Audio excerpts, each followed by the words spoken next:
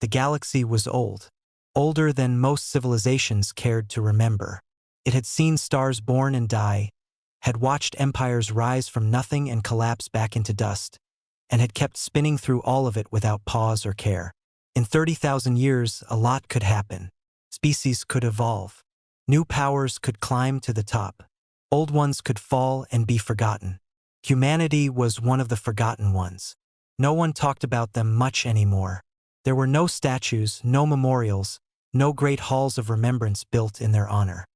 They existed only in old data archives, buried under thousands of years of newer entries, and in the footnotes of academic papers that almost no one bothered to read.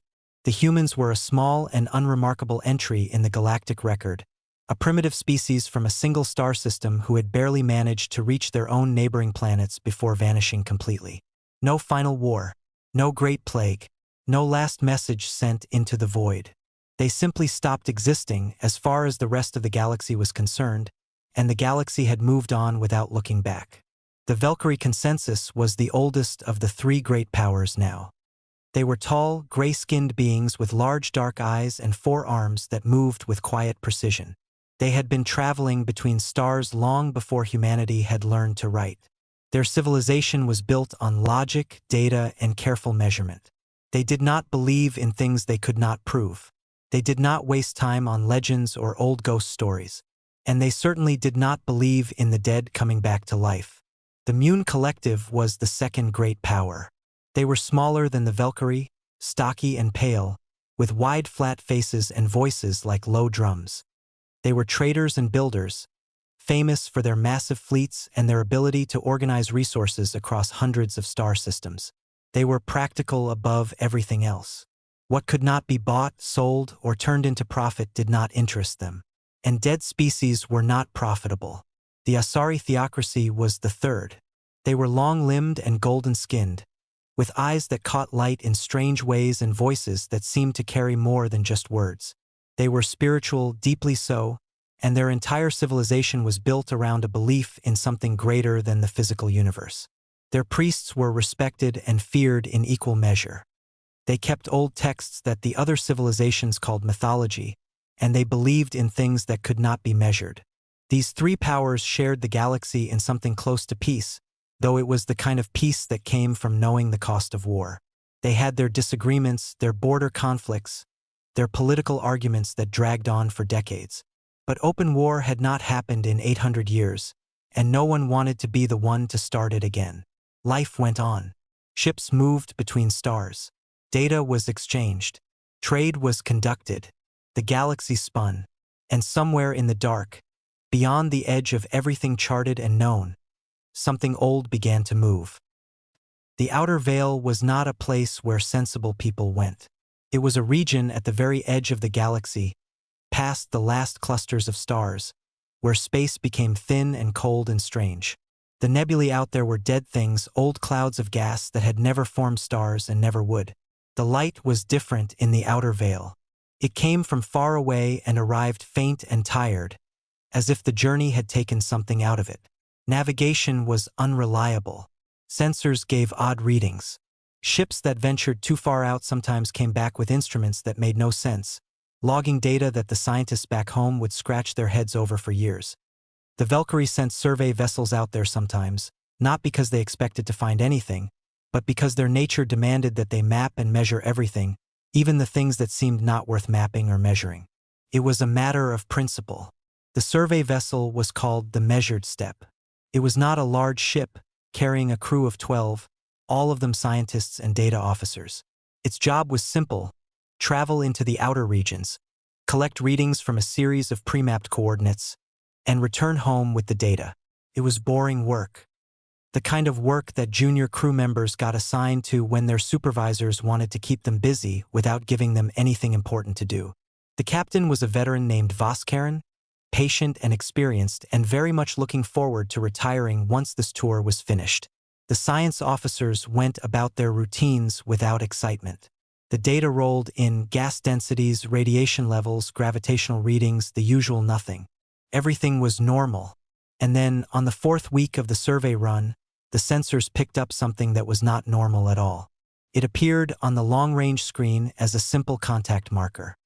The system flagged it as anomalous because its size and shape did not match any known natural object in the database.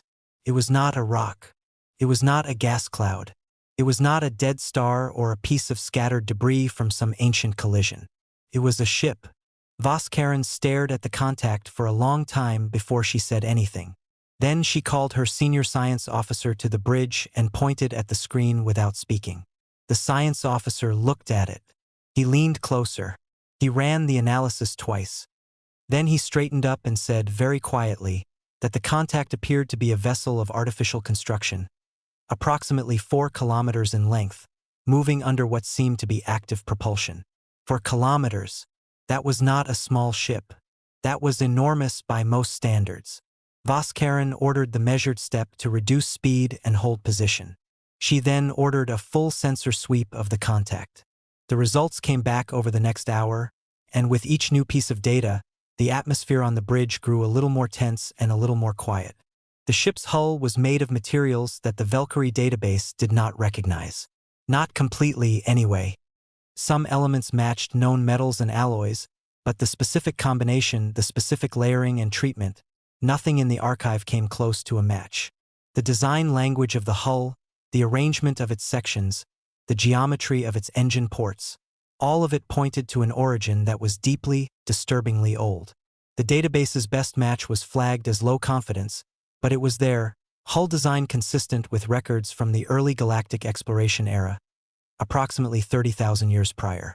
Species of origin listed as human. Homeworld, Sol 3. Status: extinct. The bridge was very quiet after that. Voskaren sent a hail. She used standard galactic frequency, the Universal Emergency Band, and 3 other backup channels. She waited. The ship did not respond. It did not change course. It did not slow down or speed up. It simply continued moving, slow and steady and indifferent, on a heading that pointed directly toward the galactic core. She sent the contact report back to Consensus headquarters and marked it as a priority observation. Then she watched the ship until it passed beyond their sensor range, and she kept watching the empty space where it had been for a while after that. Sethera 9 was 23 years old, which made her very young by Valkyrie standards. She worked in the Consensus Central Archive, which was a prestigious enough position for someone her age, but in practice meant that she spent most of her days processing old data files and organizing records that no one had looked at in centuries. It was not exciting work. But Sethera 9 was the kind of person who read everything, even the things she was not supposed to find interesting. She found the contact report 3 days after it was filed. She almost missed it. It had been placed in a low-priority queue by the receiving officer who had processed it, and a note had been added saying that the sensor readings were likely instrument error caused by the unusual conditions in the outer veil. The recommendation was to archive the report without follow-up and schedule a recalibration check for the measured steps instruments on its return. Sethera 9 read the recommendation. Then she read the actual report. Then she read it again. She pulled the hull design analysis and cross-referenced it with the archive's historical records on early galactic civilizations. She spent 4 hours reading through the human entries, the limited and often contradictory records of a species that had existed on the edges of galactic contact, never quite making it to full membership in any interstellar body before they disappeared. Most of the data was thin. There were physical descriptions, some records of early radio transmissions that had reached Valkyrie listening posts thousands of years ago, a few intercepted communications from what appeared to be early-stage space travel. Nothing extensive, nothing impressive, but the hull design analysis matched. Not perfectly, but closely enough that the archive system had flagged it, even at low confidence. The geometry was consistent. The material signatures overlapped at several key points. She flagged the report for escalation and sent it to her supervisor. Her supervisor read it and told her that instrument error in the outer veil was extremely common and that she should not spend too much time on this. He marked the escalation as reviewed and closed it. Sethera 9 sat at her desk for a long time after that. She looked at the report. She looked at the closed status marker. She thought about the image the sensors had captured, blurry, taken at extreme range, but there, a shape in the dark. Something moving that should not have been moving. She made a decision that would change her life and, as it turned out, the lives of everyone else in the galaxy as well. She booked leave, told no one where she was going, and by the end of the week she was sitting in the cockpit of a small rented scout ship at the edge of Valkyrie space, pointing her nose toward the outer veil. The journey to the outer regions took 2 weeks at the scout ship's top speed. Sethera 9 used that time to study everything she could find about humanity. She went deep into the archive's oldest records, pulling files that had not been accessed in so long that the system flagged her requests as unusual. She read the old radio intercepts. She studied the physical data on the human homeworld, a planet with high oxygen content, liquid water oceans, and a biosphere of extraordinary complexity and variety. She read the few records of early contact attempts, none of which had ever been completed because by the time Valkyrie scouts had located the Sol system, the humans were already gone. Gone. Just gone. No wreckage. No bodies. No final message. The solar system had been surveyed 4 times over the centuries and all 4 surveys had found the same thing. A quiet system, habitable worlds, evidence of past civilization, and nothing else. The working theory had always been that the humans had managed to destroy themselves before reaching the stars, which, given the limited data on their history, seemed like a plausible enough explanation. Sethera 9 read all of this and tried to build a picture in her mind of what kind of species they had been. It was difficult. The records were too thin, too distant. But some things came through clearly enough. They were small by galactic standards, bipedal, relatively fragile physically. They had a very short natural lifespan. But they were, by every measurable indicator, relentless. The radio intercepts showed a species in constant motion, always building, always experimenting, solving problems only to immediately find new ones to tackle. Their early space technology was rough and inefficient, but they had developed it fast. Very fast. There had been a Valkyrie scholar, Sethera 9 found, who had written a paper about humanity about 8,000 years ago. The paper was mostly dismissed at the time and barely remembered now. But one line from it sat in her mind for the rest of the journey. Asterisk, of all the species in the early contact records, the humans are the only ones of whom I find myself thinking. Had they been given more time, what would they have become? Asterisk. Sethera 9 looked at the blank dark outside her cockpit window and thought about that question for a very long time. She found the ship on the 31st day. It appeared on her sensors gradually, like something emerging from deep water. First as an energy reading, faint but steady. Then as a mass contact, large and solid. Then, as she brought her ship in slowly on a careful approach vector, as a shape against the distant glow of the galaxy's edge.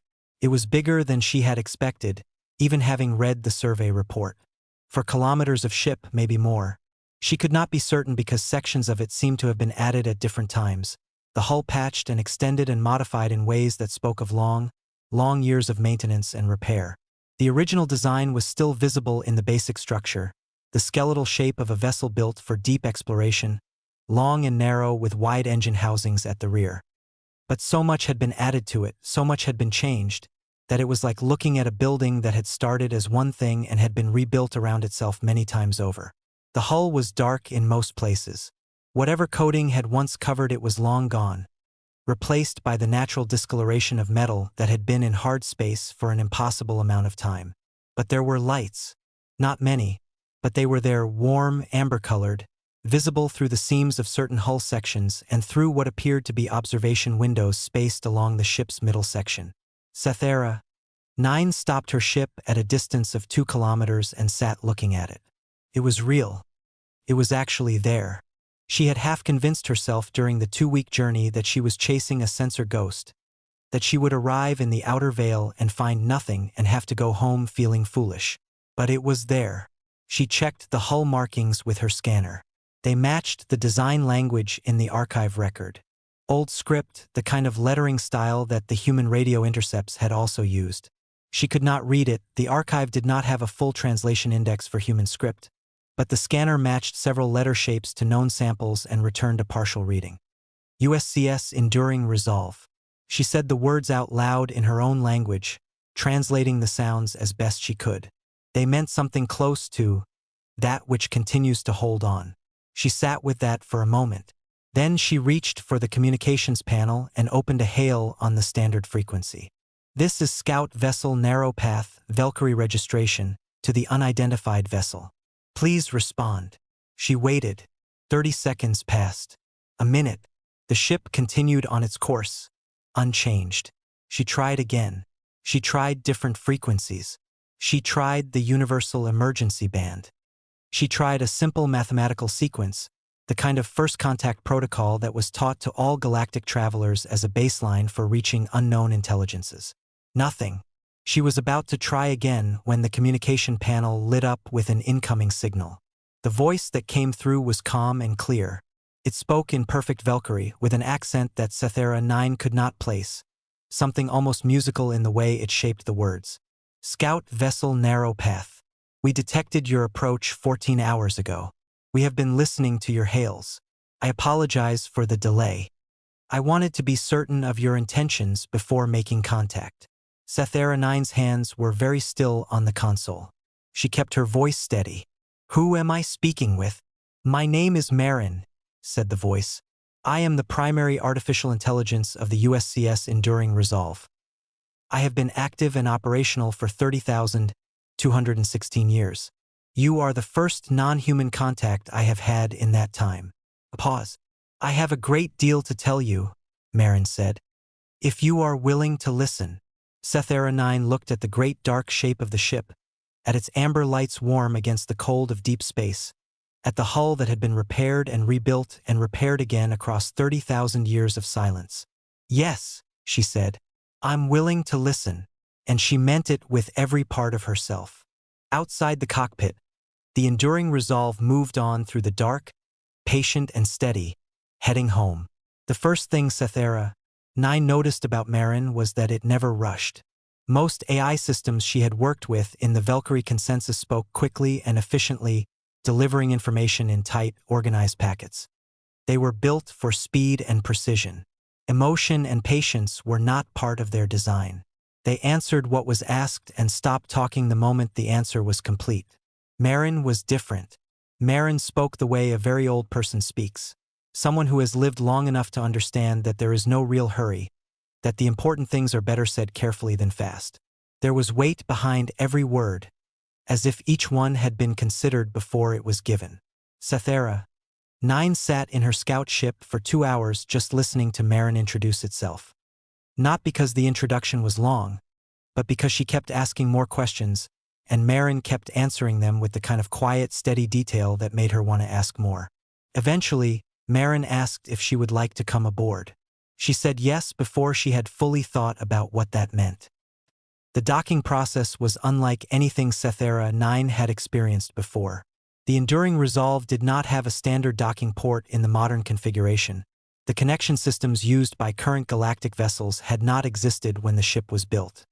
But Marin talked her through a manual approach, guiding her scout ship to a section of the hull that had been modified at some point in the distant past to accommodate external vessels. The fit was not perfect. There was a clunk, a hiss of pressure equalization, and then the small connector tunnel between her ship and the Enduring Resolve locked into place. Sethera 9 sat for a moment with her hand on the hatch release. She was a long way from home. No one knew where she was. She was about to walk into a ship that had been drifting in deep space for 30,000 years, crewed by the descendants of a species that no one had seen in all that time. She released the hatch and went through. The air on the other side was warm. That was the first thing she noticed. Warmer than she expected, almost comfortable, with a faint smell she could not identify, something organic and clean, like soil after rain. The corridor she stepped into was narrow but not cramped, with walls that had been resurfaced many times. She could see the layers if she looked closely, old metal under newer panels, some sections smooth and clean, others rough with age and repair work. The lighting was that same amber color she had seen from outside, warm and steady, coming from strips built into the ceiling. There was no one waiting for her. "I will guide you," Marin said. The voice came from a small speaker panel just above the corridor junction ahead. "The crew are aware of your presence. They have chosen to give you time to settle before any introductions. They understand that this may be a significant experience for you." Sethera 9 almost laughed at that. significant experience. That was one way to put it. She followed Marin's directions through the ship, turning where she was told to turn, walking corridors that curved and branched in ways that felt organic rather than planned, as if the ship had grown rather than been built. And in a sense, she was beginning to understand it had. 30,000 years of repair and modification and rebuilding had turned the original vessel into something that was part machine and part living history, layers of time stacked on top of each other. Marin brought her to a room near the center of the ship. It was larger than the corridors, roughly circular, with low furniture arranged around a central table. The furniture was made of something that looked like wood, though Sethera 9 could not imagine where wood had come from out here in the void. On the table was a container of warm liquid and a small plate of food she did not recognize. "Please sit," Marin said. "I thought it would be better to begin with the logs." "The logs?" Sethera 9 said. "The mission logs of the Enduring Resolve," Marin said. 30,000 years of recorded history. I have prepared a summary. It will take approximately 6 hours to go through the key entries. I believe it is important that you understand what happened to us before you meet the crew." Sethera 9 sat down. She wrapped her hands around the warm container. It was some kind of drink, and it tasted faintly sweet and slightly sharp, not unpleasant, and she nodded. "Begin," she said. The Enduring Resolve had launched from Earth orbit 30,216 years ago. At that time, humanity was young by galactic standards but moving fast. They had established colonies on several worlds within their home system, had developed functional faster-than-light travel through a drive technology they called the resonance fold, and had begun sending long-range explorer vessels out toward nearby star clusters. The Enduring Resolve was one of 12 such vessels launched in the same decade. Its mission was deep space mapping, to travel outward from the galactic plane, chart the structure of the outer regions, and return within 50 years with the data. It carried a crew of 847 people. Scientists, engineers, navigators, doctors, soldiers, and everyone else needed to keep a large ship operational for a very long journey. The mission went smoothly for the first 11 years. Then the drive failed. Marin played the log entry from that moment. The voice of the original chief engineer, a man named Darius Chun, was calm in the recording but had an edge to it that came through even across 30,000 years of archive compression. Resonance fold drive has gone into catastrophic misalignment. We are unable to correct from engineering. The fold is not collapsing, it is expanding. I repeat, the fold is expanding. If this continues, I do not know where we will end up. All hands brace. The fold had not simply failed. It had torn open in an uncontrolled direction, carrying the ship with it. When the Enduring Resolve dropped back into normal space, its navigation systems were useless. Every star field reference they tried to match failed, because no star field reference they had in their database matched what was outside their windows. They were beyond the galaxy, not just outside the charted regions. Beyond the galaxy itself, in the empty intergalactic void, where the nearest light was a smear on the horizon and the nearest star was further away than anything their drive, even if repaired, could have hoped to reach. Marin paused the log there and let Sethera 9 sit with that for a moment. "How far?" Sethera 9 asked. "Our best reconstruction puts the exit point at approximately 2.3 million light-years from the galactic edge," Marin said. "In the void between this galaxy and the next." Sethera 9 looked at the table. 2.3 million light-years. In a ship with a broken drive. With a crew of 847 people. "What did they do?" she asked. "What humans do," Marin said. "They got to work." The logs that followed covered the first 300 years in the void. Sethera 9 listened carefully, and as she listened she began to understand that the story she was hearing was not a story of despair, though despair had certainly been present in those early years. It was something else. The first generation, the original crew, had faced the truth of their situation with a clarity that Sethera 9 found almost painful to listen to. They were not going home. Not on any timescale that meant anything to them personally. The drive was reparable in theory, but the materials required were not available in the void, and the calculations needed to plot a return course through intergalactic space were beyond their current computational ability. Their children might have a chance. Their grandchildren might have a better one. But the 847 people who had left Earth would grow old and die in the dark. Most of them, according to Marin, had accepted this within the first decade. There had been grief. There had been conflict. There had been 3 serious attempts at mutiny in the first 50 years, all of them resolved without fatal violence. But the majority of the crew had looked at their situation and made a decision that Sethera 9 found remarkable. They decided to treat the void not as a prison but as a laboratory. There was nothing else to do, and humans, it seemed, could not survive without something to do. They began to study the void itself. The intergalactic medium, the thin scattering of gas and particles that filled the space between galaxies, was not truly empty, and within 2 centuries the crew of the Enduring Resolve had developed a more detailed understanding of it than any civilization Sethera 9 knew of. They mapped gravitational currents. They discovered that certain regions of the void had properties that did not match standard models of physics. They began building new models. They also rebuilt their ship. The first major reconstruction happened at year 112, when the original hull sections in the rear third of the vessel had degraded past safe operating limits. The crew stripped them down to the frame and rebuilt them using a new alloy they had developed themselves, combining trace materials harvested from the void medium with processed elements from the ship's own non-essential structures. The result was stronger and more resilient than the original. They did it again at year 400. And again at year 900.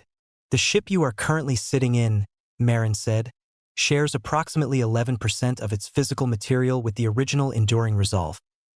The rest has been replaced, rebuilt, or added at various points across the 30,000 years.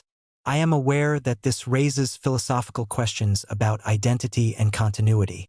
The crew has discussed those questions at length. Most of them find them interesting rather than troubling. Sethera 9 looked at the walls of the room around her and tried to imagine the number of hands that had worked on them across 30,000 years. The biological changes were harder to listen to. Not because they were disturbing exactly, but because they were so deliberate, so careful, so deeply characteristically human in their approach. By year 500, the crew had recognized a problem.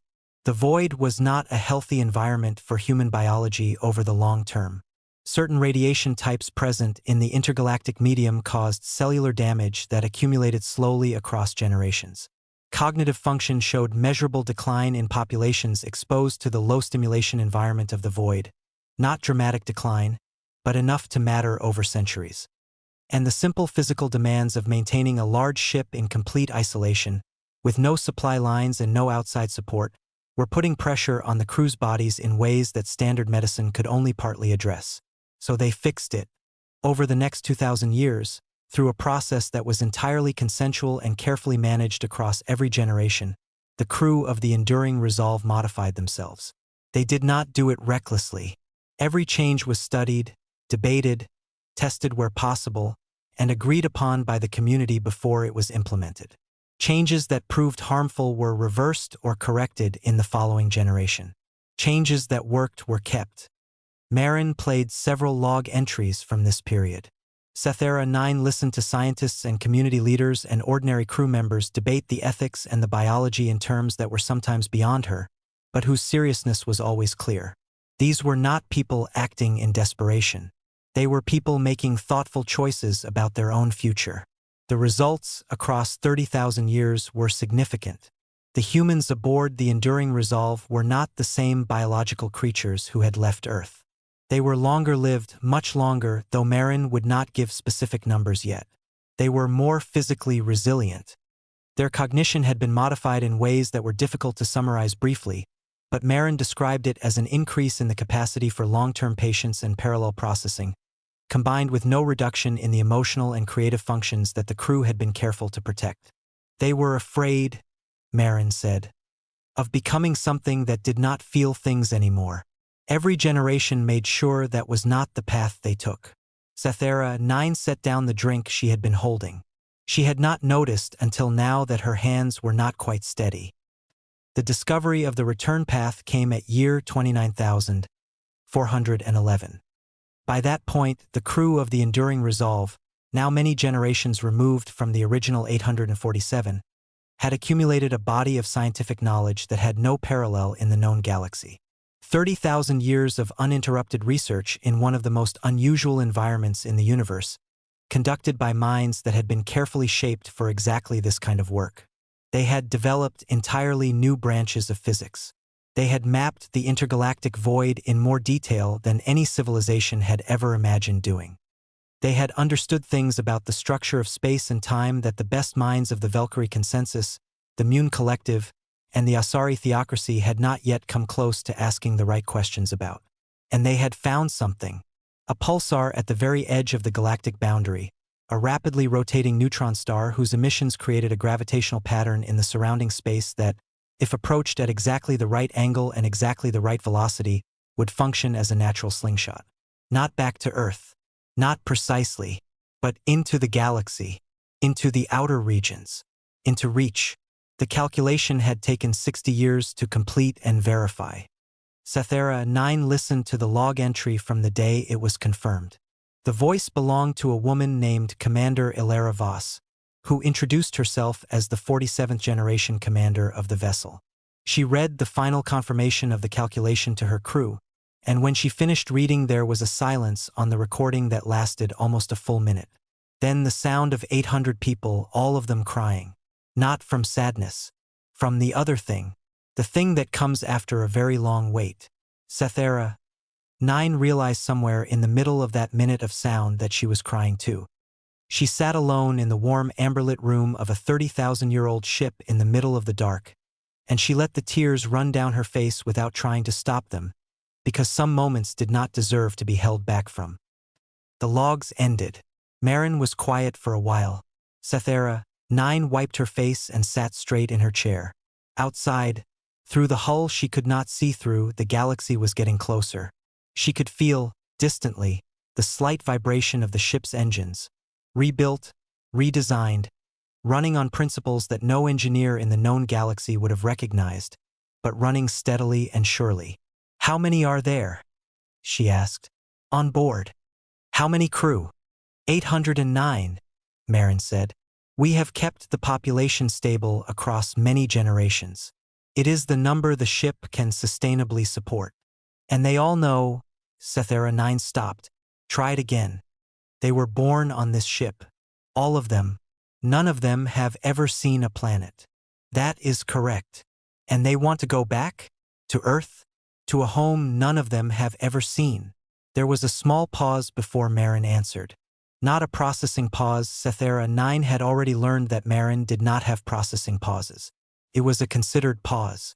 The kind that meant the next words had been chosen carefully. "There is a word in the original human language," Marin said, "that has no direct translation in Valkyrie. The closest equivalent your language offers is something like deep longing for a place you belong to. The humans used it to describe the feeling of missing home. On this ship, across 30,000 years and 47 generations, that word has never left the vocabulary. Not once. Every generation taught it to the next.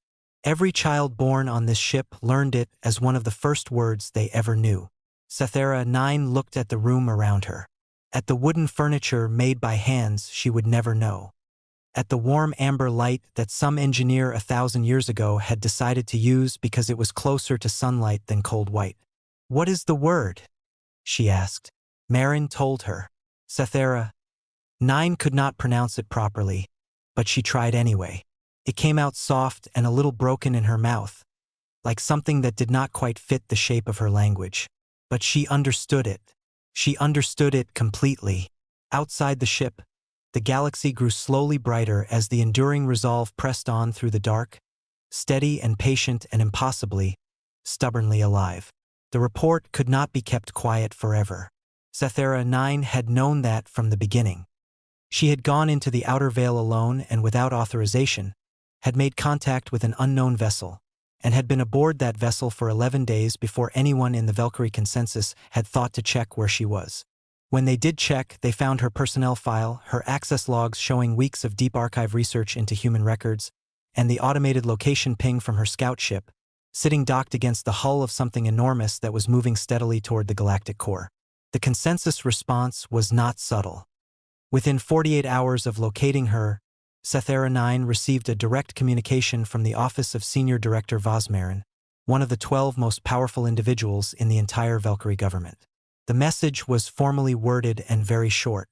It told her to stay where she was, to make no further communication with the unknown vessel without official authorization, and to consider herself under administrative hold pending a full review of her conduct. She sent back a reply that was equally short. She told the senior director that she understood, that she would remain in her current location, and that she respectfully suggested the consensus begin preparing for something larger than an administrative review. She did not tell them what she had heard in the logs. Not yet. She wanted them to come and see for themselves. Some things could not be understood from a report. Some things had to be stood in front of. The Valkyrie were not the only ones watching. The Enduring Resolve was not a quiet ship.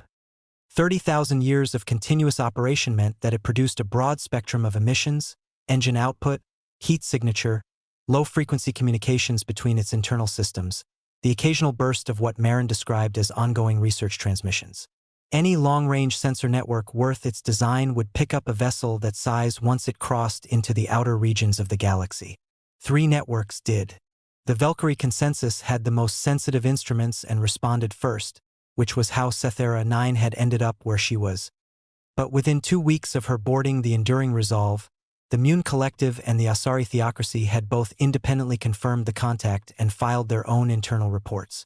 The Mune response was practical and immediate. A collective council session was convened, the data was reviewed, and a decision was reached in less than a day. The vessel was unknown, its origins were uncertain, its intentions were unknown, and it was heading toward the populated regions of the galaxy at a speed that would bring it into the outer star systems within months. That was not a situation the collective was willing to leave unmanaged. They dispatched a fleet. 40 warships, their hulls painted in the gray and gold of Mune military authority, moving in a tight formation that made their purpose clear to anyone watching. The fleet commander was Admiral Dorth 7, a hard-faced veteran of 3 border conflicts who had never lost an engagement and had never been known to hesitate once a decision was made. His orders were clean and simple. Intercept the unknown vessel, halt its progress, and conduct a full boarding and quarantine assessment. Biological containment protocol, the official filing said. Everyone who read the filing understood that biological containment was not the real reason. The real reason was that a ship no one had ever seen, from a species no one had seen in 30,000 years, moving through your territory without asking permission was the kind of thing that scared people who were used to being the ones in charge. Dorth 7 did not ask questions about the history of the vessel. He did not request the archive files on human civilization. He was not interested in the logs or the story or the science. He was interested in the intercept coordinates and the weapons loadout of his 40 ships, both of which he reviewed several times during the journey to make sure everything was in order. The Asari Theocracy's response was slower and stranger. When the contact report reached the High Council of the Theocracy, there was a period of 3 days where nothing official happened at all. Behind closed doors, however, the priests were doing something they rarely did in the modern age. They were pulling out the oldest texts. The Asari kept records that went back further than any other living civilization. Not all of those records were factual history. Many were spiritual documents, collections of belief and prophecy and oral tradition that had been written down over thousands of years. The other galactic powers regarded most of these texts as mythology, interesting as cultural artifacts but not as serious sources of information about the real world. The priests regarded them differently. There was a cycle of texts, very old, from a period approximately 32,000 years ago. They described a series of visions experienced by a group of Asari spiritual leaders who had reported, across several decades, seeing the same images in their meditations. A people of short lives and enormous will, cast out from their world and into the great dark between the stars. The texts described these people in terms that the modern Asari found uncomfortable to read, because they were terms of awe, not pity. The texts said that the people of short lives would be told, by forces greater than themselves, that they could not survive, that the dark would take them, that nothing so brief and so fragile could endure the void between the stars. The text said that the people would not listen. There was one line, copied into 17 separate documents across different centuries, that the High Council found themselves reading again and again in those 3 days. Translated into the closest modern equivalent, it said, asterisk, and they came back, and they were not what they had been, and the stars that had not known them wept to see them. Asterisk. The High Council sent a delegation. Not soldiers, priests, 7 of them, traveling in a single ceremonial vessel, carrying the old texts and a formal message of greeting that had taken 2 days to compose because everyone who tried to write it kept stopping and starting over. Sethera 9 knew none of the details of these responses at first. She knew only what Marin told her, and Marin was monitoring every sensor channel available to the enduring resolve with a thoroughness that she was beginning to understand was characteristic of the ship's AI. "You have incoming vessels," Marin told her on the morning of her 12th day aboard. "Multiple contacts. The larger group is Mune configuration. 40 ships, military class. The smaller contact is Asari ceremonial design. 1 vessel." Sethera 9 felt her stomach drop. "How long?" "The Mune fleet will reach intercept range in approximately 9 hours. The Asari vessel in approximately 14. And the Valkyrie? A response vessel from the consensus is currently 6 days out. Moving at high speed." Marin paused. "There is also a significant amount of long-range communication traffic that suggests both the consensus and the collective are in active discussion with each other and with the theocracy. The content is encrypted, but the volume and frequency suggest a high level of concern." Sethera 9 pressed her hands flat on the table in front of her and breathed slowly. 40 Mune warships. She knew what that meant. She had grown up in a political household and had studied enough galactic history to read a fleet deployment when she saw one. This was not a greeting party. She asked Marin if the crew was aware. "Yes," Marin said. Commander Voss was informed as soon as the contacts were confirmed. How did she respond? Another of Marin's small, considered pauses. "She said she would like to speak with you before the intercept. She is waiting in the forward observation room, if you are ready." Commander Ilera Voss was not what Sethera 9 had expected. She had built a picture in her mind from the log entries, a figure of authority and calm, the 47th in a line of leaders stretching back to the original crew. She had expected someone who felt historic somehow, someone who carried the weight of 30,000 years visibly on them. The woman who stood at the forward observation window was of medium height, with dark brown skin and close-cut gray hair, wearing simple work clothes that looked like they had been mended several times. She was looking out at the distant glow of the galaxy when Sethera 9 entered, and she turned with a small smile that was warm and completely unhurried. She looked, Sethera 9 thought, like someone's grandmother, the comfortable kind, the kind that had seen enough of life to find most things either amusing or manageable. But her eyes were different. It was the first thing you noticed if you looked carefully. They were dark and very still, and behind the warmth in them there was something that did not have a simple name. Depth, maybe. The kind of depth that came not from age alone but from a particular kind of life. A life lived at the edge of everything. "You must be the one who came looking for us," Commander Voss said in Valkyrie that was clear and easy, spoken without hesitation. "Sethera 9. Sethera 9 said. "Yes.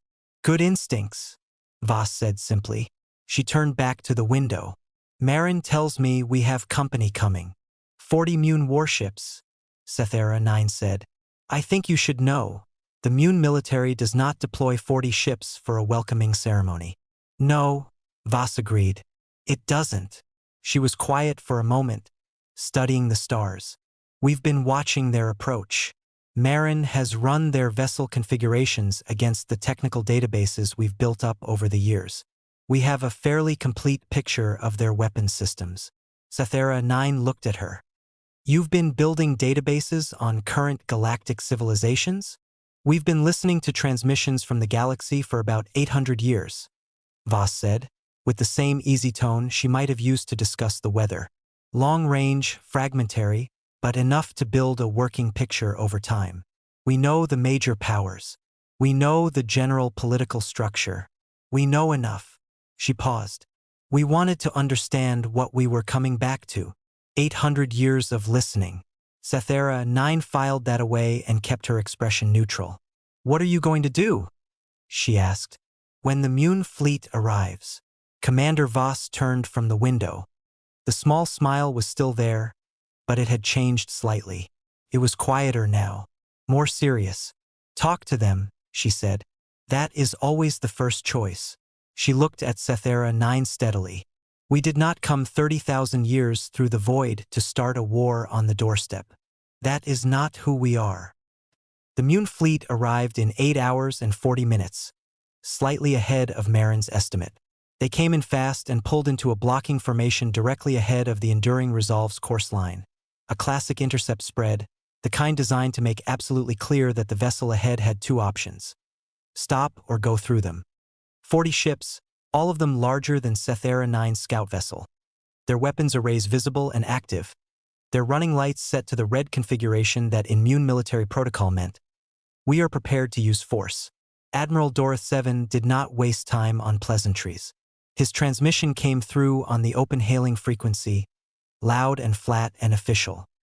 He identified himself, identified his authority under Mune collective law, and issued a formal order for the unknown vessel to come to a full stop immediately, submit to a boarding assessment, and await further instruction.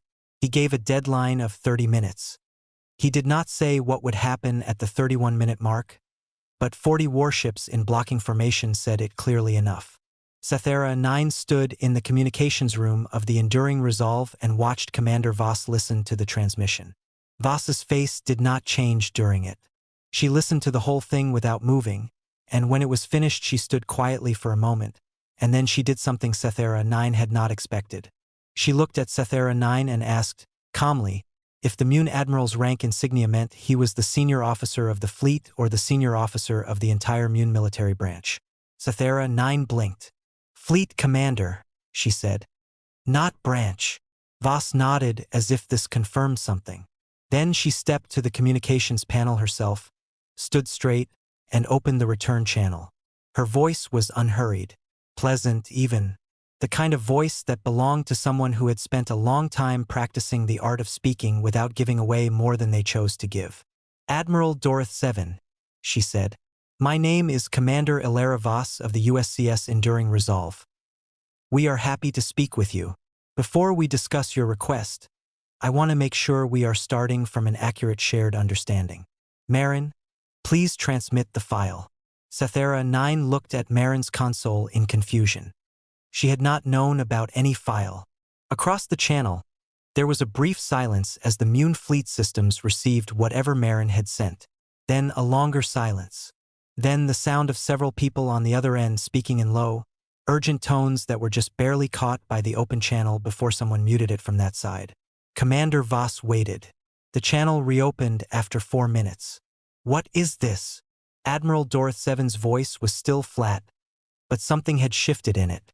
"That is a technical summary," Commander Voss said pleasantly, "of the sensor data we have collected on your fleet since you entered our detection range. Hull configurations, propulsion outputs, weapon specifications, shield frequencies, and formation tactical analysis. Took Marin about 40 minutes to compile. We wanted you to know that we have read your weapon specifications thoroughly, Admiral, and we would like you to reconsider your current approach." She said it the way you might tell someone they had forgotten their coat.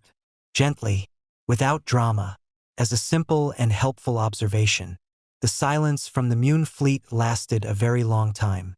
Then, slowly, the 40 warships began to move. Not toward the Enduring Resolve.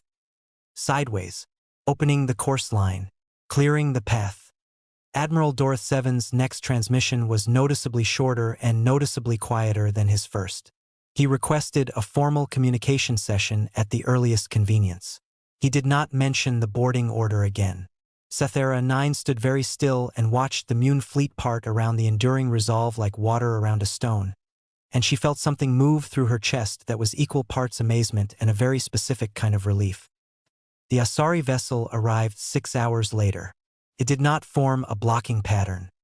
It came in slowly, with its running lights set to the ceremonial white configuration that the Asari used for occasions of deep significance, and it hailed the Enduring Resolve in a voice that was noticeably unsteady.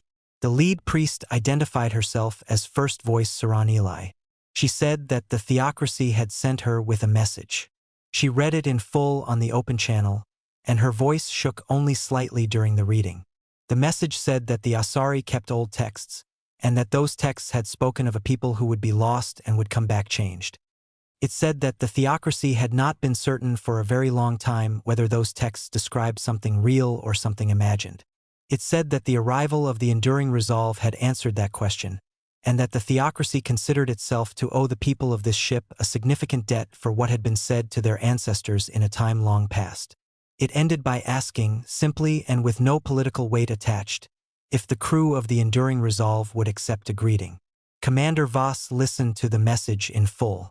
Then she looked at the ceiling in the way she sometimes did when she was thinking carefully. "Marin," she said. "Is the old word for greeting still in the formal language records?" "Yes, Commander," Marin said. "The original Earth formal greeting used in the pre-departure diplomatic records." "Send it," Voss said. "The old word. In the original language." Sethera 9 heard the transmission go out. A single spoken word, short and rounded at its edges, in a language that had not been heard outside this ship in 30,000 years. On the Asari vessel, someone who had spent 2 days composing a message and had been shaking the whole way out here began to cry. By the time the Valkyrie response vessel arrived 6 days later and formally placed Sethera 9 under official custody, the Enduring Resolve had held 3 separate communication sessions with the Mune fleet, received a ceremonial exchange of gifts with the Asari delegation, and Marin had politely declined 4 requests for technical information from parties that Sethera 9 could not identify but suspected were Mune intelligence services operating under false identifiers. The Valkyrie officer who came aboard to collect Sethera 9 was young and visibly uncomfortable with his surroundings. He delivered the formal custody notice without making eye contact with anything, confirmed that she would be transported home for review, and asked in a very small voice whether she had any personal belongings to collect. She had a bag. She collected it. Commander Voss walked her to the docking connector herself. They stood at the hatch for a moment without speaking. "Will you be in trouble?" Voss asked. "Probably," Sethera 9 said. "I went absent without leave and made unauthorized contact with an unknown vessel." She paused. "I think it was worth it." Voss looked at her for a moment with those still, deep eyes. Then she held out her hand in a gesture that Sethera 9 had seen in the human log entries. The old greeting and farewell, an open right hand extended forward, offered to be taken. Sethera 9 took it. The grip was firm and warm. "Tell them the truth," Voss said. "All of it. Don't let them make us into something simple." Sethera 9 nodded. She went through the hatch. Behind her, the Enduring Resolve closed its doors and pressed on, steady and unhurried, toward the light of home. Around it, the galaxy watched. For the first time in 30,000 years, it had something new to think about. The hearing room in the Valkyrie Consensus headquarters was designed to make people feel small. It was a large circular chamber with high ceilings and tiered seating that curved upward on all sides, so that whoever stood in the center was always looking up at the people judging them. The walls were pale gray stone, smooth and cold.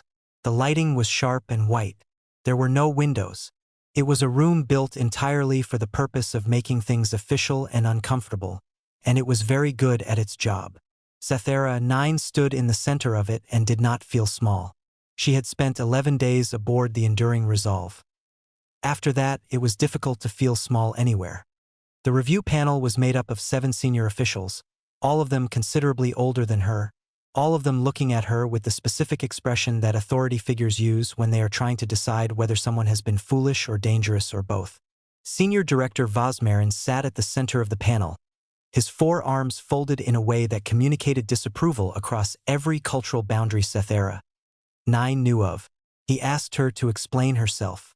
She did. She told them everything.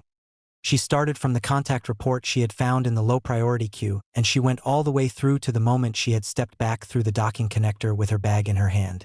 She did not rush it, and she did not soften it. She told them about Marin and the logs. She told them about the drive failure and the void and 30,000 years of rebuilding. She told them about the biological changes and the science and the return path. She told them about Commander Voss and the Mune fleet and the single word sent back to the Asari priests. She talked for 4 hours.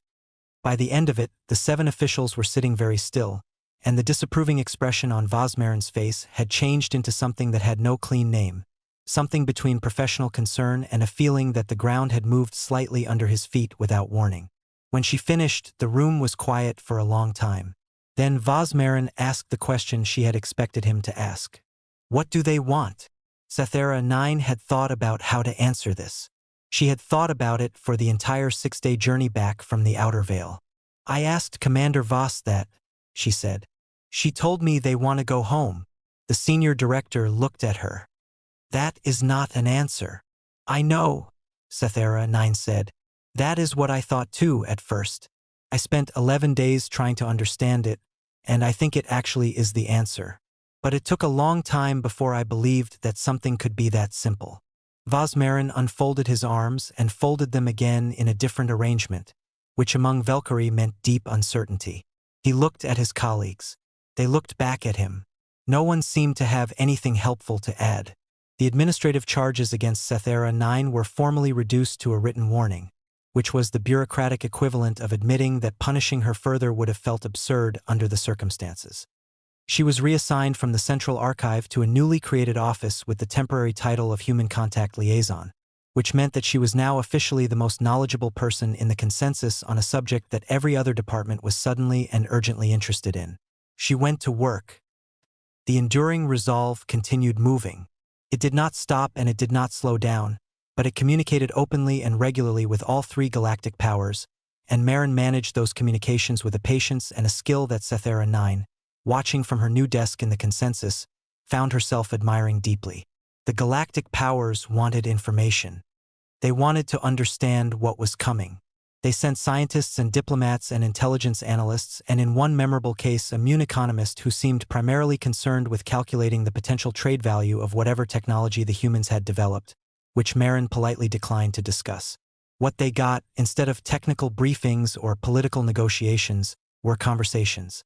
Commander Voss spoke with anyone who requested a session. She spoke with Valkyrie historians who had spent their careers studying extinct civilizations and who sat through entire conversations in a state of visible shock. She spoke with Mune Council members who had come prepared to negotiate and left looking thoughtful and unsettled. She spoke with Asari priests who wept quietly at various points and kept asking her questions about the void that she answered with the same patient honesty she brought to everything. None of these conversations produced formal agreements or political documents. They produced something harder to measure but more important. Understanding. Or the beginning of it. Sethera 9 read the transcripts of every session. She had requested access as part of her liaison role and it had been granted, which she suspected meant that her superiors were hoping she would be able to make sense of things that they could not. She was not sure she could make sense of everything, but some things she understood more clearly with every transcript she read. The scientists who spoke with the crew of the Enduring Resolve came away from those conversations in states ranging from quiet amazement to something close to crisis. The first major session involved a team of 12 Valkyrie physicists, considered the best in the consensus, who had requested a technical discussion regarding the Enduring Resolve's drive systems. They were senior people, decorated researchers, and they had prepared a list of highly specific questions. Marin answered the questions. The session was supposed to last 2 hours. It lasted 9. The transcript of that session was classified almost immediately, but Sethera 9 had clearance to read it, and she read it 3 times. The first time because she wanted to understand it. The second time because she had not fully believed it the first time. The third time because she wanted to make sure she was not misreading the part where the lead physicist, a Valkyrie named Vorithin who had published over 200 scientific papers in his career, stopped the session and said, in a voice the transcript described as quiet, that he needed a moment. He had needed the moment because Marin had just explained, briefly and clearly, the fundamental principle behind a branch of physics that the Valkyrie had theorized might exist but had not been able to develop because several of the prerequisite mathematical frameworks were not yet complete. Marin had not only explained the principle. Marin had explained the mathematical frameworks that led to it, the experimental methods that had confirmed them, and 3 practical applications that the Enduring Resolve had been using for approximately 8,000 years. Vorithsen had needed his moment because he was doing rapid mental calculations and arriving at an uncomfortable conclusion, that a complete review of his own life's work in light of this information would likely require significant revision of his most important findings. He was not the only one. The session transcripts from the biology team were worse, or better depending on how you looked at it. The Valkyrie's leading expert in biological modification and adaptive physiology listened to a 2-hour summary of the changes the Enduring Resolve's crew had made to themselves over 30,000 years and then asked carefully whether she could have access to the full research record. Marin told her the full research record was approximately 4.7 million documents. The biologist said she would like to start with the summary index. Marin said the summary index was 90,000 documents. There was a pause. "Send me the first 1,000, the biologist said, "and I will let you know when I have finished them." The conversations Sethera 9 found most interesting, however, were not the scientific ones. They were the ordinary ones. The sessions where members of the crew simply talked about life on the ship, about what they did every day, about how they thought about things. These sessions had not been formally requested. They had grown out of the diplomatic conversations, moments where the exchange of official information had given way to something more personal. Commander Voss had allowed them and then quietly encouraged them, and Sethera 9 suspected that this had been a deliberate choice. Let people talk. Let them see us as people. One session that Sethera 9 kept returning to involved a young crew member named Dale, who appeared to be somewhere in his mid-20s, though precise age was difficult to estimate given the biological differences. He had been pulled into a conversation with a junior Valkyrie diplomat named Terran 6, who was close to Sethera 9's own age and had apparently asked, out of genuine personal curiosity rather than official duty, what it felt like to grow up on a ship. Dale thought about it for a while before answering. The transcript noted a pause of almost a full minute. Then he said that he did not have a comparison, since he had never grown up anywhere else. But he said that the ship felt very large and very small at the same time. Large because there was always something new to learn, always a project running, always older crew members who had spent decades working on problems that you could join and contribute to even as a young person. Small because you knew everyone and everyone had known your parents and everyone would know your children, and that was sometimes a weight and sometimes a comfort and usually both at the same time. He said that the thing that surprised visitors most, when they heard about life on the ship, was that it was not sad. They always expected it to be sad, he said, this small closed world moving through the enormous empty dark. But it was not sad. It was very full. There was too much to do and too much to think about and too many people to care about for sadness to have much room. Terran 6 asked him if he was afraid of what he would find when they reached the galaxy. When he reached Earth, Dale said yes. He said he thought most of the crew was afraid, though they did not talk about it the way the question implied. It was not a sharp fear. It was the gentle fear that comes before something you have wanted for a very long time, when you start to wonder whether the real thing can possibly be as good as the version of it you have carried in your mind. He said that he had grown up learning the word for homesickness, the untranslatable word, and that it was interesting to be feeling it for a place he had never been. Terran 6 did not have a response to that. The transcript noted another long pause and then a topic change. Sethera 9 read that exchange and sat with it for a while before she moved on to the next file. The Galactic Powers convened their first joint emergency session in 800 years. It was held in neutral space, aboard a station that had been built centuries ago precisely for this kind of meeting and had been used so rarely that parts of it had to be reopened and cleaned before the delegations arrived. Representatives from all 3 powers sat around a table that was notably uncomfortable for everyone, which was probably intentional. The meeting lasted 3 days. Sethera 9 attended as the Valkyrie human contact liaison, which made her one of the more junior people in the room, but also, as it quickly became apparent, one of the only people in the room who had actually been aboard the Enduring Resolve and spoken at length with its crew. This made her opinion sought after in ways that her rank technically did not justify, and she gave it as clearly and as accurately as she could. The central debate of those 3 days was the question that Vosmarin had not been satisfied with the first time. What do they want? The Mune Collective had prepared a formal threat assessment. It was a thorough document that outlined every possible aggressive scenario involving a technologically superior vessel crewed by a biologically enhanced species moving through galactic space without authorization. It had 47 pages.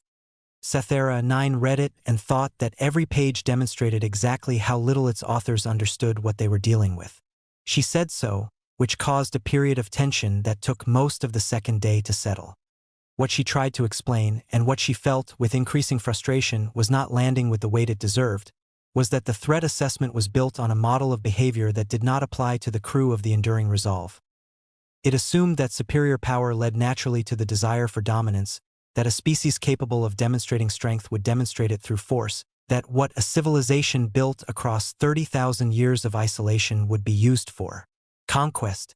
None of those assumptions, she said, matched anything she had heard or seen aboard the ship.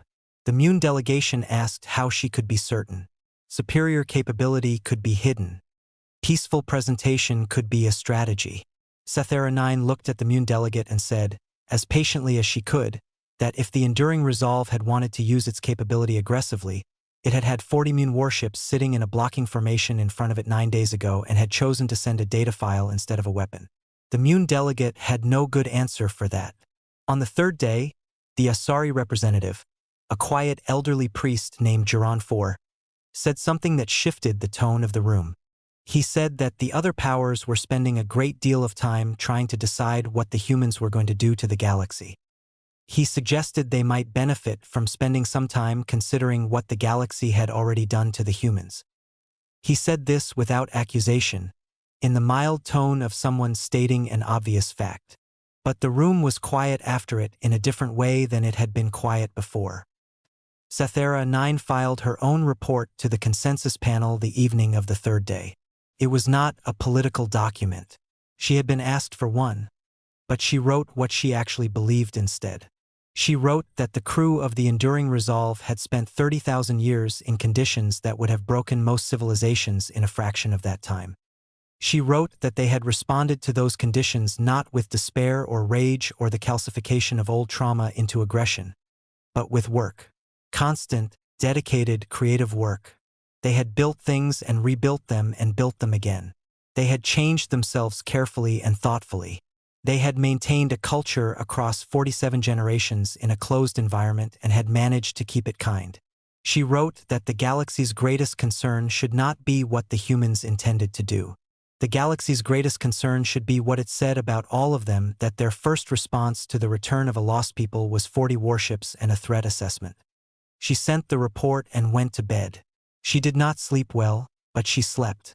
Outside, the Enduring Resolve continued moving, crossing the distance to the outer star systems day by day, its amber lights warm against the cold dark, its 809 crew members going about the rhythms of a life that had been lived, generation after generation, in the patient certainty that they would eventually get there.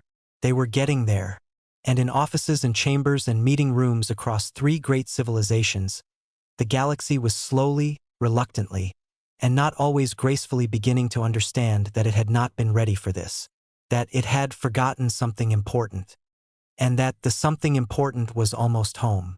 The Galactic Congress had not been called to full attendance in 800 years. The building that housed it sat on a neutral station at the gravitational midpoint between the 3 great powers, a massive structure of old stone and older metal, built in an era when the galaxy had still believed that talking was better than fighting and had constructed a place grand enough to make that belief feel permanent. The main chamber was enormous, circular, tiered with seating that rose in great curved rows from a central floor. Every seat had a translation panel. Every seat had a direct communication link. The acoustics had been engineered so that a voice speaking from the center of the floor could be heard clearly in the furthest row without amplification. It had been designed for moments exactly like this one. Sci-Fi sat in the Valkyrie delegation box and looked out at the filling chamber and felt the particular kind of quiet that comes when something large and irreversible is about to happen. Every major civilization with galactic standing had sent representatives. Some had sent their highest leaders. The Mune Collective's prime administrator was present in person, which had not happened at any diplomatic event in living memory. The Asari High Council had come in full ceremonial dress, their golden skin catching the chamber light in that strange way that always made them look like they were lit from inside. There were species present that Sethera 9 had only ever read about, smaller powers, independent systems, old civilizations that kept mostly to themselves but had heard the news and come anyway because some things were too significant to watch from a distance. The chamber was more full than it had been in centuries, and it was still filling. At the center of the floor there was a single chair. Simple, plain, made of dark wood. It had been placed there at Commander Voss's request, when the Congress had asked what arrangement she preferred for her address. Every other dignitary who had ever spoken in this chamber had done so from behind a formal podium with a delegation standing at their back. Voss had asked for a chair and nothing else. The Congress organizers had found this unusual. They had provided the chair. The enduring resolve was in orbit above the station. It had arrived 2 days earlier, moving into position with the same unhurried steadiness it brought to everything, and the sight of it on the external cameras had produced a reaction across the station that no diplomatic briefing could have prepared anyone for. People had stopped in corridors to look at the screens. Work had paused. Conversations had dropped to nothing. Even people who had been following the story closely and thought they understood what was coming had found themselves standing still with the breath caught in their chest when the ship actually appeared. It was one thing to read about a 4-kilometer vessel that had been rebuilt across 30,000 years in the intergalactic void. It was another thing to see it sitting in space above you, its ancient and patched hull carrying 30 millennia of survival in every seam, its amber lights burning warm and steady against the dark. Marin had been in continuous communication with Congress logistics throughout the approach, coordinating docking arrangements, translation protocols, security considerations. The communications had been described by the Congress logistics team as the most efficient and pleasant they had ever managed, which said something because Congress logistics had a reputation for being difficult. A shuttle had brought Commander Voss and a small party of 4 crew members to the station the previous evening. Sethera 9 had been at the docking bay when they arrived, in her official capacity as liaison but also simply because she had wanted to be there. She had not seen Voss since the day she left the ship. Voss had stepped off the shuttle in the same simple clothes, with the same unhurried bearing, and had looked around the docking bay with the careful attention of someone seeing something new and wanting to see it properly. Her 4 crew members had done the same, all of them looking at the station, at the people moving through it, at the sheer ordinary variety of galactic life, with expressions that were very controlled but could not entirely hide the depth of what was underneath. None of them had ever seen this before, any of it. Voss had noticed Sethera 9 and walked over without ceremony. She had asked how the hearing had gone. Sethera 9 had said it had gone adequately and that her career had survived. Voss had said good and had meant it, and they had stood together for a moment in the comfortable way of people who had shared something significant.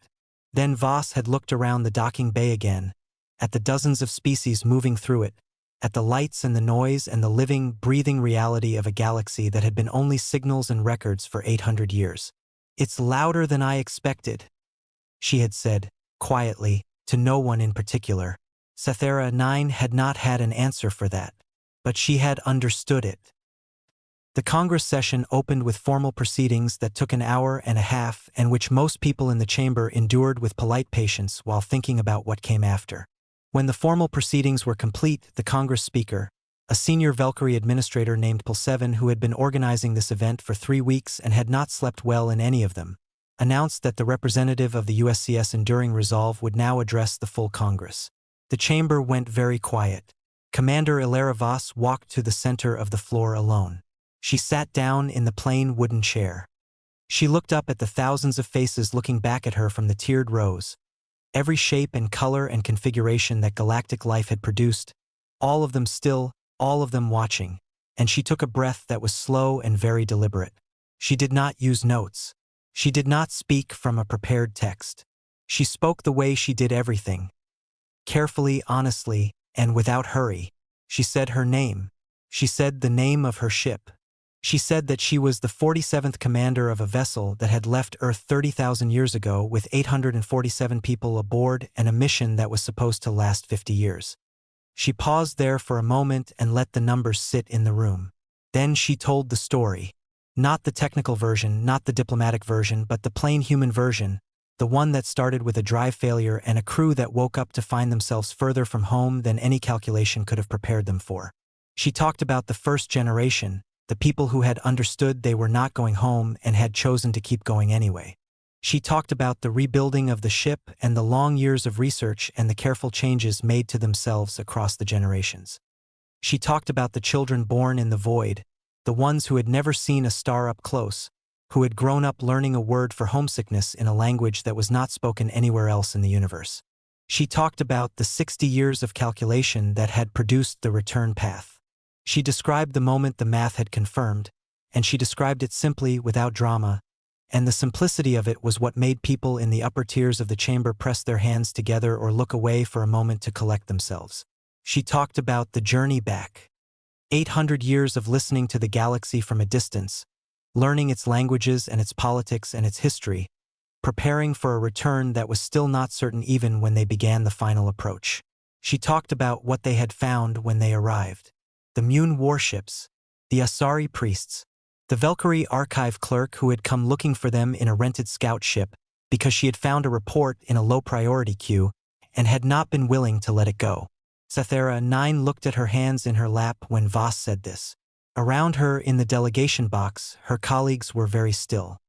Then Voss said the part that the galaxy had been waiting to hear, the answer to the question that had been asked in every meeting room and diplomatic session and private conversation since the Enduring Resolve had been detected in the Outer Veil.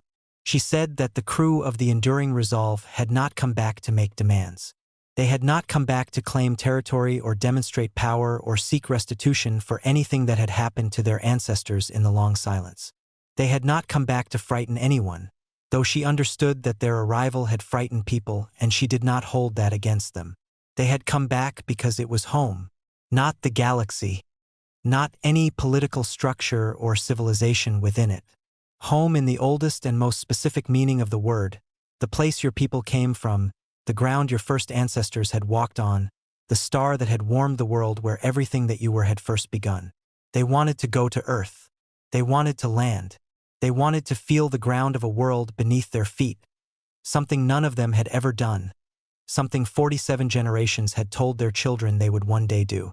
They wanted to see the star called Sol rise over a real horizon. They wanted to put their hands in actual soil. That was all. The chamber was very quiet when she finished. The kind of quiet that is not empty but full of thousands of people breathing and thinking and feeling things that were too large for immediate words. Then the Asari high priest, old Geronfor, who had spoken quietly at the summit and shifted the whole tone of the room, stood up from the theocracy delegation box. He did not go to a speaking podium. He simply stood, and in the clear acoustics of the chamber his voice carried to every row. He said that the Asari theocracy recognized the people of the Enduring Resolve as a people who had been lost and had found their way back. He said that in the old language of his faith, there was a formal acknowledgement that was spoken when something long absent returned to its rightful place. He said that he would now speak it, and he hoped the humans would receive it in the spirit in which it was intended. He spoke several sentences in the oldest form of the Asari language, and the translation panels in the chamber rendered them as, *, you were not forgotten. You were not replaced. The place you came from waited. Welcome back to the living stars. *. Voss listened to the translation. Something moved across her face. Not a breaking, nothing so dramatic as that. More like the very slight shift that happens in a person who has been holding something steady for a very long time and has just, for a moment, been allowed to set it down. She said thank you, in the old Earth language. 2 words, soft and plain. The chamber, against all congressional protocol, began to make noise. The formal resolution granting the Enduring Resolve and its crew unrestricted passage to the Sol system and full rights of settlement on Earth passed with near-unanimous support before the session ended. The Mune Collective voted in favor. Vosmarin of the Valkyrie Consensus voted in favor and looked Cythera 9 thought like a person who was doing the right thing and knew it and was quietly relieved to have gotten there. The handful of abstentions were from minor powers who were still processing what they had heard and had decided that abstaining was more honest than voting on something they had not yet fully understood. It was done. It was official. The paperwork, as Marin had once said to Cythera 9 with what she had come to recognize as the AI's version of dry humor, would take longer than the journey. The enduring resolve broke orbit 2 days later. Cythera, 9 watched it go from the station's observation deck. She was not alone. A crowd of people from a dozen species had gathered at the windows, drawn by the same instinct that had brought her there. No one talked very much. They just watched. The great ship moved away from the station slowly at first, and then with increasing purpose as its engines brought it to full power. In the clean light of open space, it looked exactly what it was: ancient and repaired and rebuilt, carrying the marks of 30,000 years on every surface, not elegant in any conventional sense but possessed of a kind of gravity that had nothing to do with mass. It looked like something that had decided it was going to survive and had then done exactly that, for longer and against worse odds than anything had a right to. Cythera 9 watched until it was a point of light among other points of light, and then until she could not tell it apart from the stars. She was still standing at the window when her communication panel signaled an incoming message. She read it and read it again, and then turned away from the window and walked quickly to her office, because the message required her immediate and full attention, and she did not entirely trust herself to respond to it correctly while still looking at the stars. The message was from Marin. It was short. It said that during the weeks of transit between the outer veil and the station, the enduring resolve had been broadcasting on a very specific frequency. Not a general communication channel, a targeted signal, narrowband, encoded in a format that only a specific type of receiver would recognize. The format used by the other 11 Deep Explorer vessels that had launched in the same decade as the enduring resolve. The message said that for the first 3 weeks, there had been no response. Then, on the 22nd day, one of Marin's long-range antenna arrays had detected a reply. Faint, distant, but unmistakable, the correct encoded format, the correct identification prefix. One of the ships. Then a second reply. From a different direction. Then, over the following days, more. Marin's message to Cythera 9 included the final count. As of the moment the enduring resolve had left station orbit and begun its journey to Sol. 11 signals. All 11 ships. All responding. All inbound. The message ended with a single additional line, written in the same calm and measured tone that Marin used for everything, the tone of an intelligence that had been active for 30,000 years and had learned that the most important things were best said plainly. It said, *, we thought you should know before the others do. You will want time to prepare. *. Cythera 9 sat at her desk and looked at the message for a long time. 11 ships.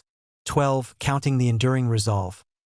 12 crews, each one having spent 30,000 years in the void doing what humans did when given an impossible problem and no way out, working, thinking, rebuilding, surviving. 12 ships worth of 30,000-year-old science and biology and culture and quiet, patient, absolute refusal to disappear. The galaxy thought it had been surprised by one ghost ship. It did not yet know that it had barely seen the beginning. She thought about what Voss had told her on the last day aboard the ship. *, tell them the truth. Don't let them make us into something simple. *. She pulled up a blank document and began to write. Not a threat assessment. Not a political briefing. Something closer to what Geronfor had said in the Congress chamber, in the old Asari language, rendered into something the galaxy could use. Something that started with, they were not silent because they were gone, and continued, they were silent because they were busy, and ended with a sentence that she rewrote 4 times before she found the version that felt true, the version that had no extra words in it, the version that said exactly what the moment required and nothing more. *, and now they are coming home. All of them. And the galaxy that forgot them has a choice to make. Not about whether to let them in, but about what kind of place it wants to be when they arrive. *. She saved the document. She sent it to every senior official in the consensus who had clearance to receive it and several who did not but who she had decided needed to read it anyway. Then she leaned back in her chair and thought about a young crew member named Dale who had grown up on a ship in the dark between the galaxies and had learned a word for homesickness before he had learned almost anything else. She thought about 809 people on an ancient, rebuilt, impossible vessel, crossing the last stretch of distance between themselves and a world none of them had ever seen. She thought about a star called Sol, and a planet called Earth, and soil that had been waiting for 30,000 years for someone to put their hands in it. Outside her window, the galaxy went about its business. Trading, arguing, building, moving, the 10,000 ordinary activities of civilizations that had existed long enough to take their own existence for granted. It did not yet know what was coming. But something in the quality of the dark had changed. Something that had been absent for 30,000 years was present again, moving through the stars with amber lights burning warm and steady, carrying in its hull the weight of every generation that had refused to give up. Humanity was not coming back as a footnote. It was not coming back as a ghost. It was not coming back as a warning or a weapon or a lesson in what happens to species that reach too far. It was coming back as itself, as what 30,000 years of darkness and work and love and stubbornness had made it. And the stars, whether they were ready or not, were going to have to make room.